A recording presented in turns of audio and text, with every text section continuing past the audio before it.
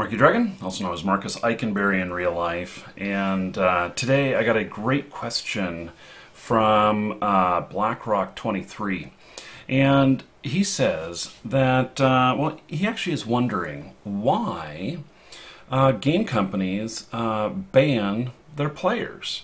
And it's actually kind of a good question here, so let me read this. It says, I've been wondering recently why MMO companies such as Blizzard employ the use of ban waves in their games. I understand that they want to remove players from the game that are in breach of their terms of service, but could this be done more efficiently, money-wise, on their part by simply disconnecting the player once the server has been told that a third-party program has been detected without applying a ban to the account?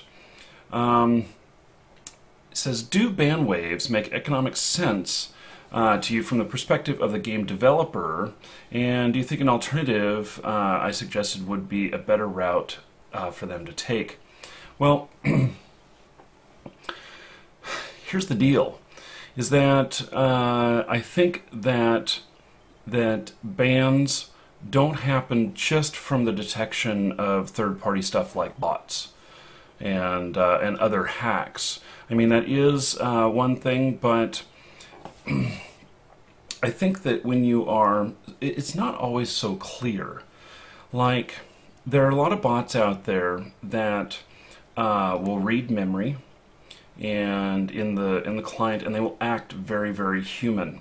And all they do, the only interaction that they do is they'll like read the memory of the client and the stream going back and forth between the client and the server, but then they just they know the position of the character in the game, and then they just do mouse clicks and keyboard commands, and they don't do anything else fancy in there. Everything is as if you are sitting in front of the computer yourself and playing yourself. Now, the bots will have some very specific patterns, like, just as an example, that every time, you know, let's say you have a mage, and you're in World of Warcraft or something like that, and you are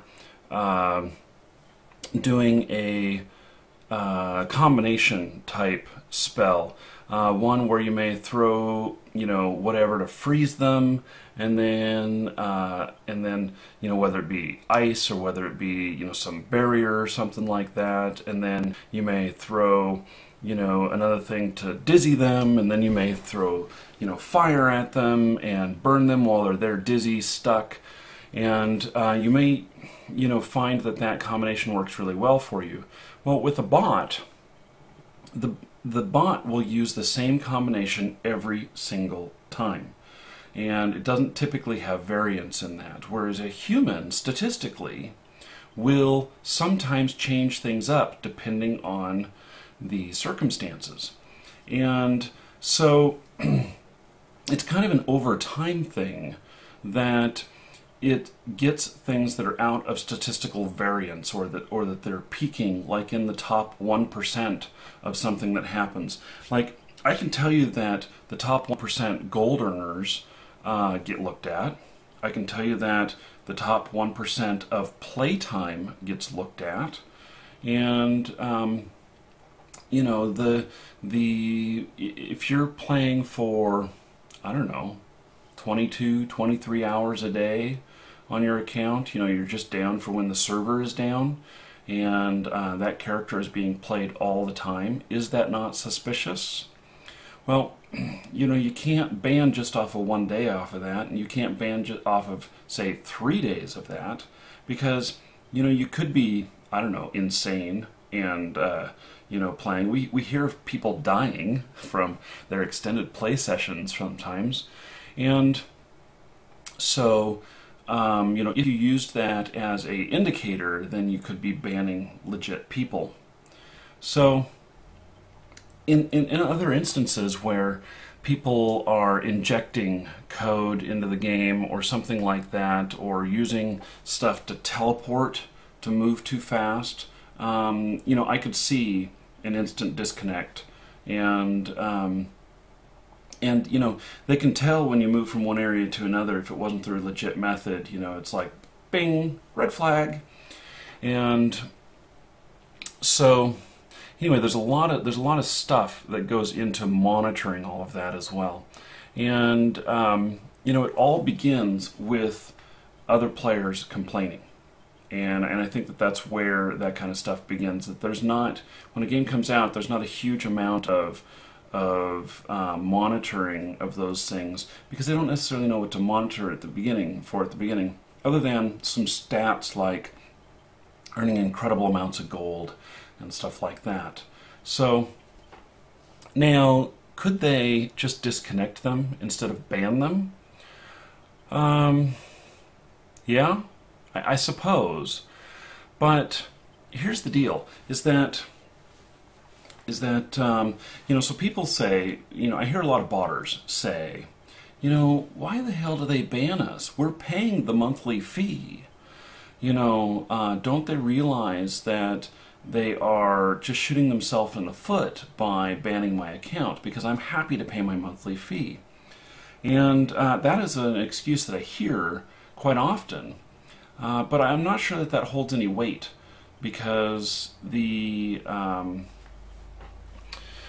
fact is that if they're playing normally, they're paying that fee, and it's not a huge amount. Now, the cost of the game, when they sell the game, especially in a game that is like World of Warcraft, where it's a monthly subscription, you know, how much money does Blizzard actually make off of each one of those game boxes? And, you know, I suppose they make a few bucks, but after manufacturing and after everything, it's not a huge amount of money of profit that's made on each one of them. Where they make their money is on their monthly fee, or on, you know, like Guild Wars 2, you know, you do a one-time buy of it, and then they make it out of the cash shop. And so, anyway, the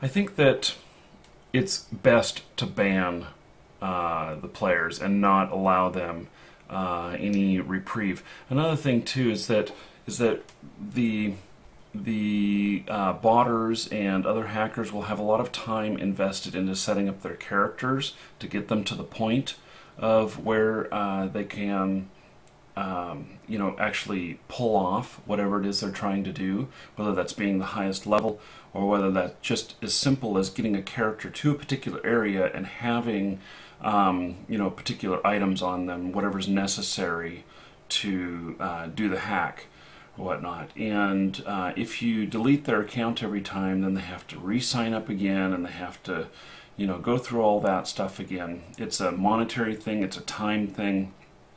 And so it is kind of a punishment, and I do think that banning is a better way.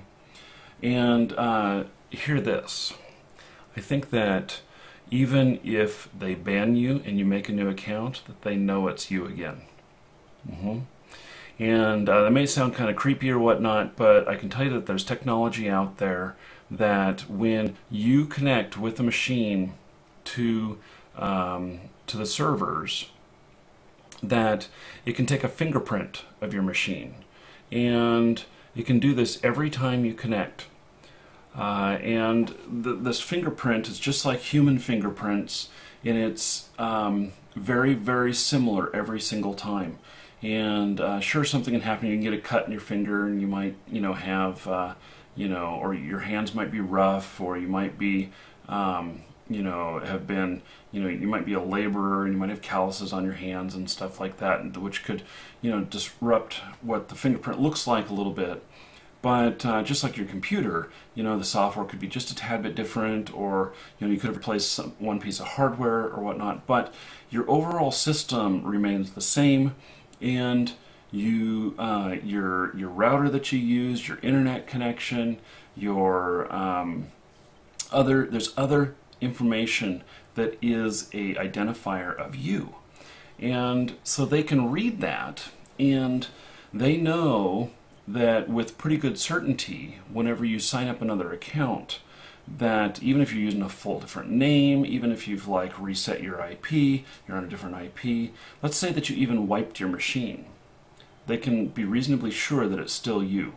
And that may sound freaky or whatnot, but that is something that is employed with PayPal, Google Checkout, all of these different payment methods. I know that like Amazon uses stuff like this, and it's very common these days, and it's one of the ways of busting fraud. So anyway, BlackRock, I hope that answers your question. That is my opinion on that. Now that we're here, I'm filming inside today because, let me show you outside.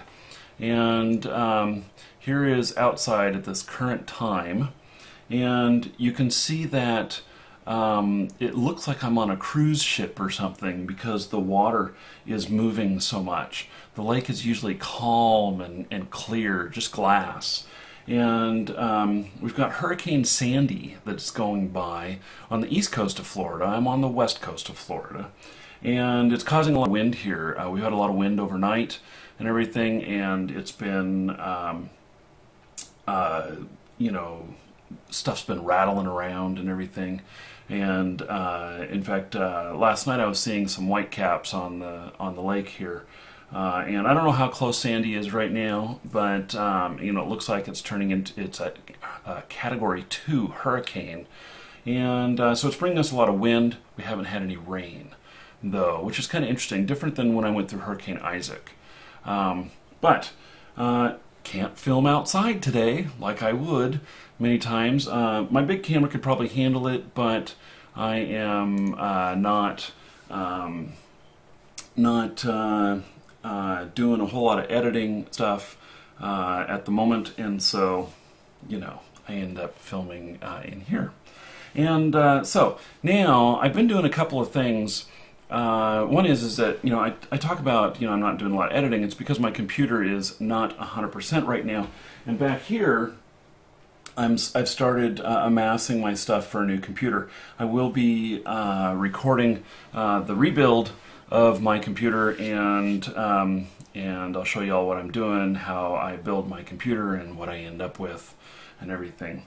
And then there's another thing that I wanted to mention, which I didn't want to make it its own episode or whatnot, but I've had this problem with gameplay videos, that when I would record the gameplay videos and then I'd want to edit something out, or I'd record a whole long gameplay session, and I needed to take just something out. Like, let's say that I accidentally recorded myself putting in my password or something like that. That has to be edited out. I can't just put that up.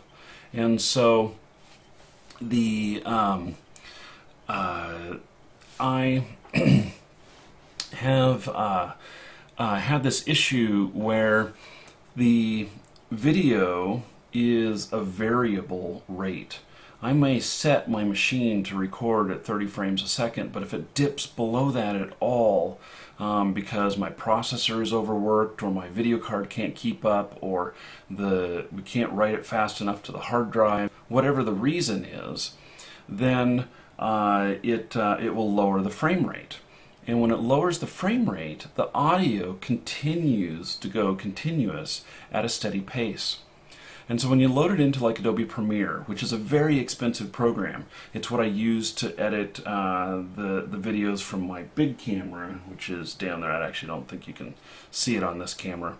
But the big camera, I use that because it requires a professional format. And so I have this issue that when I dump it into there, it thinks it's like 1 frame per second, and then you tell it what it is, and it applies the frames per second to the entire thing evenly all the way across. And so what happens is that that if I were to tell it that it was, you know, 30 frames per second, and that's what the audio is at that same pace, then but it actually was only 28 frames a second, what happens is that it doesn't have enough video then to match all the way to the end of the audio, and it's all out of sync, and it's just such a messy problem.